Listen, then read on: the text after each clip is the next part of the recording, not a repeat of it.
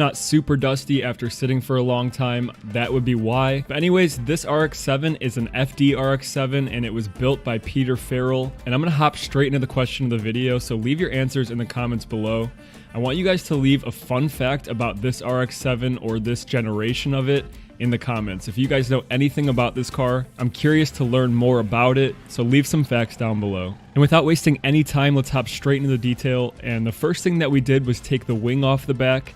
That way we could get underneath it, because if you don't take the wing off of some of these cars that are older, that have sat for a long time, there's a good chance that there's a lot of dirt and dust that's underneath them. And we don't feel like the detail is complete unless we actually do that. So we take our time and we make sure that we actually get all those details, even if they're not visible. And then hopping into the engine bay detail, when you're working with an engine bay, it's okay to use water in there as long as you unplug the battery. And if you look closely, there was no battery in this car at all. So there's not going to be any current going to any of the electrical components on this car anytime soon. But I want you guys to take a good look at this engine and tell me if you see any upgrades to it, because personally, I don't know a ton about rotary engines. I learned a little bit from one of my friends who was there looking at the car, but if you guys know anything about this specific car's engine, leave it in the comments below.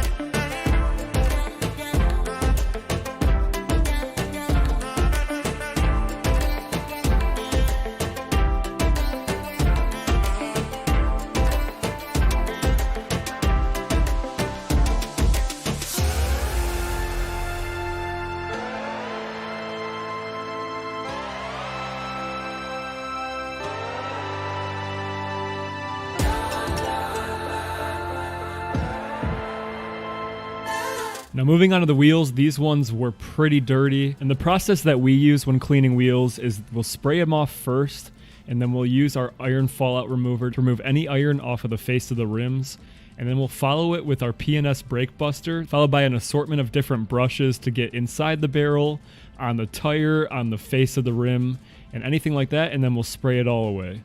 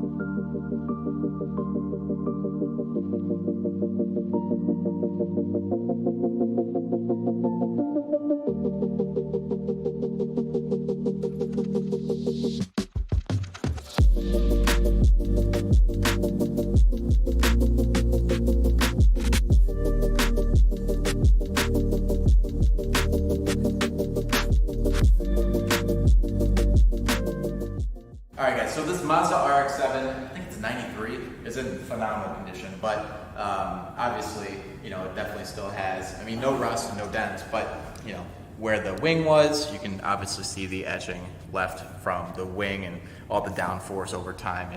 It etches into the top of the paint there and leaves a lot of scuffing and marring. So we're gonna try and sand out these areas. Looks like we have plenty of paint to work with, which is actually, I don't know if older Japanese cars have more paint than newer Japanese cars, because newer Japanese cars are notoriously known for having thin, soft paint. So I've checked a bunch of different readings on this car already, and we're in between anywhere from 250 to 400, which is crazy. But as we walk around the car, you can see there is a lot more scuffs, marring. It looks like over here there was somebody trying to do some sort of polishing, maybe some sanding. There's a couple pigtails in the paint. So we have a lot of areas that we're going to be able to do a one-step polish on, and then some of these areas with more damage, we're going to do a heavier compound, probably with a wool or microfiber pad. We'll see what combination works the best, knock down those bad areas, lightly polish the rest of the car, leave as much paint as we possibly can, and get this thing looking brand new.